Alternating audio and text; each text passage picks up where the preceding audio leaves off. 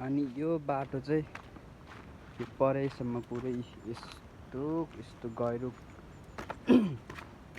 यस्तो यस्तो ठुल्ठुलो ढुङ्गाहरू लगाउँदाखेरि पनि यस्तो गहिरो खनेर चाहिँ रोड नै चिरेर यो पानी चाहिँ वहाँ तल यो दुध कोसीमा ऊ परसम्म अलिअलि देखिँदो रहेछ।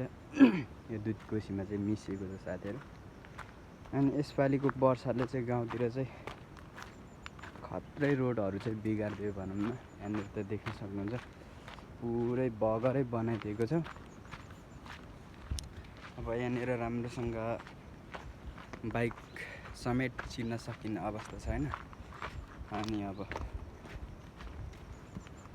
दुःख सुख त इमर्जेन्सी भएको साथीहरूले चिराउँदै छन् क्या हो यस्तो बाटोमा पनि। तर यस्तो बाटोमा कुदाउँदाखेरि चाहिँ एकदमै ध्यान दिनुपर्छ क्या साथीहरू। नभए कुनातिर चलाउँछु भन्दाखेरि दिलतिर पुगिन्छ। यो ढुङ्गाहरूसँग ठुक्किएर पाङ्ग्राहरू आफै गुडेर कानेर पुग्छ। अनि यस्तो यस्तो ठाउँहरूमा चाहिँ हाम्रो सरकारको कहिले ध्यान पुग्ने हो। कतिन्जेल हामी चाहिँ यस्तो अवस्थामा चाहिँ गुज्रेर बस्नुपर्ने हो साथीहरू।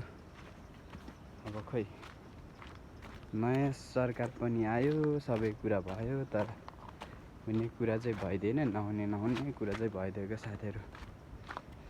ल अनि यो पर डाँडा बाटो चाहिँ तल ब्यासीतिरको राम्रो राम्रो भ्यूहरू देखिन्छ जस्तो लागिरहेछ। त पारिपट्टि हल्का हल्का देखिरहेको छ। त्यही भ्यूहरू हेर्दै जाने है त साथीहरू।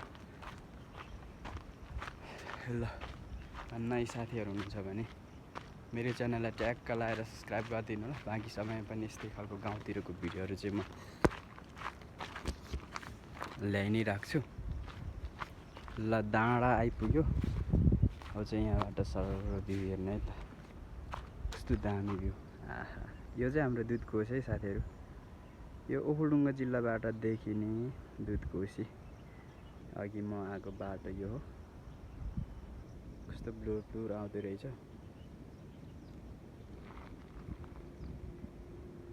पारिपट्टिको भ्यू यो चाहिँ पारिपट्टि भन्दा पनि खोटाङ जिल्लाको चाहिँ यो चाहिँ दोभान हो क्या साथीहरू।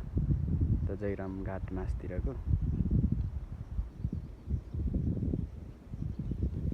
ल साथीहरू भिडियोलाई अन्तिमसम्म हेरिदिनु भएकोमा धेरै धेरै धन्यवाद। आउँदो समय पनि मेरो भिडियोलाई हेरिदिँदै गर्नु है त। धन्यवाद।